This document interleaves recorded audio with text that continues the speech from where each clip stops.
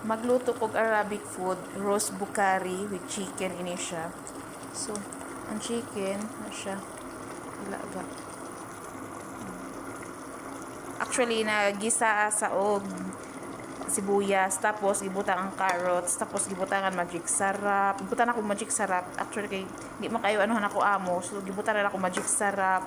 Tapos, chicken or cubes, salt, pepper. Tapos, gibutangan po na ako og gamay nga cumin. Tapos, tomato paste.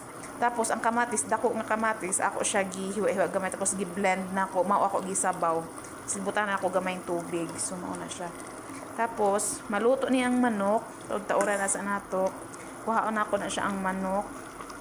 O, ibutang sa oven. Para gana siya mag-crispy siya gamay. Siya na siya. Tapos, pagkahuman ako sa chicken, ilunod na ko ang rice. Actually, ang rice, gibabad na ako siya sa mainit na tubig. So, nagtubo na siya. Para pagbutang diri niya, dali na lang siya. So, ang chicken. Aso na ako tawad-tawad ang manok. So, butang sa oven. Nga siya.